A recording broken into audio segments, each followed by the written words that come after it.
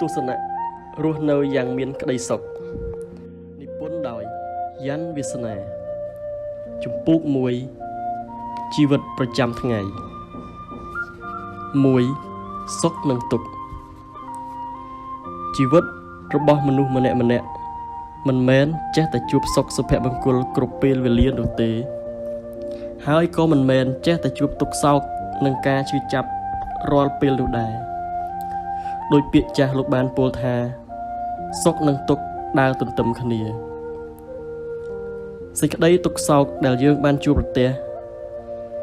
វាមានហេតុផលរបស់វាមិនមែនចេះតែកាត់ឡើងមាននោះទេសេចក្តីទុក្ខនៅតែជាទុក្ខដដែលហ្នឹងបើយើងមិនស្វះស្វែងរកវិធីដោះស្រាយសេចក្តីទុក្ខ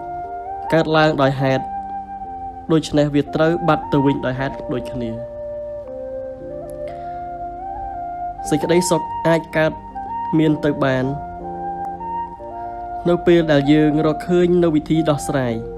នៅរាល់បញ្ហាដែលកំពុងកើតមានហើយសេចក្តីសុខអាចនឹងបន្តនៅក្នុងជីវិតរបស់យើងជារៀងរហូតទៅបានក៏អាស្រ័យលើខ្លួនយើងដែលចេះពិចារណានិងចេះត្រៀមទុកជាមុនក្នុងការដោះស្រាយបញ្ហាដែលកើតមានឡើងជាបន្តបន្ទាប់ក្នុងជីវិតពិតមែនតែសេចក្តីសុខមិនមានដាក់លក់នៅលើទីផ្សារបានក៏ប៉ុន្តែមនុស្សយើងម្នាក់មានវិធីសាស្ត្រជាច្រើននិងផ្សេងគ្នាក្នុងការស្វែងរកសេចក្តីសុខដល់ខ្លួនឯងនិងក្រុមគ្រួសារទោះបីជាអ្នកទទួលបាននូវសេចក្តីសុខនោះដោយរបៀបណាក៏ដោយគុំតែសេចក្តីសុខរបស់ខ្លួននិងក្រុមគ្រួសាររបស់ខ្លួនបែរជាទៅបំផ្លាញសេចក្តីសុខរបស់អ្នកដទៃនិងសង្គមជាតិទៅបានហើយ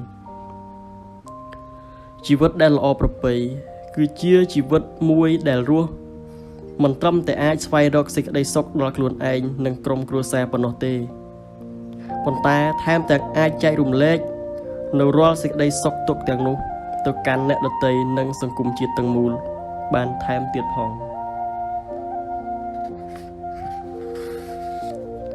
2ជីវិតជាទុក្ខនៅពេលដែលជីវិតរបស់យើងជួបប្រទះនឹងបញ្ហាជួបការឈឺចាប់ជួបទុក្ខសោកនិងរឿងមិនដែលសមតាមបំណងយើងតែងតែគិតថាអ្នកដែលនៅជុំវិញយើងគេសប្បាយគេរីករាយជីវិតរបស់ពួកគេពោរពេញទៅដោយសុខសុភមង្គលតាមពិតទៅវាមិនមែនដូច្នោះទាំងអស់នោះទេស្របពេលដែលយើងកំពុងតែជួបប្រទះបញ្ហាជួបទុក្ខលំបាកអ្នកដទៃដែលនៅជុំវិញយើងគេកំពុងតែវេទនានិងកំពុងតែដង្ហើយរកជំនួយផងក៏ថាបានហើយអាចនឹងអ្នកខ្លះទៀតស្ទើរតែចង់សម្លាប់ខ្លួនឲ្យផុតពីโลกនេះក៏មានដែរកុំគ្រាន់តែឃើញគេសើចគេញញឹមហើយយើងកាត់សេចក្តីថាជីវិតរបស់ពួកគេសប្បាយរីករាយនោះវាមិនត្រឹមត្រូវនោះឡើយព្រោះថារាល់ស្នាមញញឹមទាំងឡាយមិនមែនសុទ្ធតែចេញមកពីក្នុងដួងចិត្តដែលសប្បាយរីករាយនោះទេជីវិតមនុស្សនិងសត្វដែលកើតនៅលើโลกនេះមិនមាននរណាម្នាក់ដែលអាចជៀសផុតពីសេចក្តីទុក្ខព្រួយឡើយព្រះសម្មាសម្ពុទ្ធបានសម្ដែងថាជីវិតជាទុក្ខមានជីវិតគឺមានទុក្ខទោះបីជាស្ថិតក្នុងខណៈណាក៏ដោយទាំងពេលកំពុងសប្បាយរីករាយនិងពេលកំពុងតែជួបបញ្ហាសេចក្តីទុក្ខនៅជាមួយយើងជាប់ជានិច្ច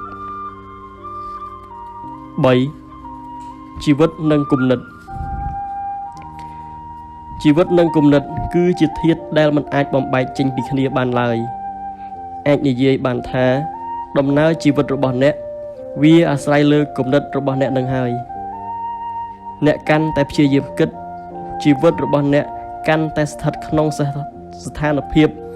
ដែលប្រសើរបើអ្នកកាន់តែខ្ជិលនោះជីវិតរបស់អ្នកកាន់តែស្ថិតក្នុងស្ថានភាពមួយដែលវេទនាដរាបណានៅមានជីវិតរស់នៅលើโลกនេះដាច់ខាតអ្នកមិនអាចបញ្ឈប់នៅការគិតរបស់អ្នកបានឡើយគំនិតស្ទើរតែសំខាន់ជាងអ្វីទាំងអស់ព្រោះគំនិតនេះហើយ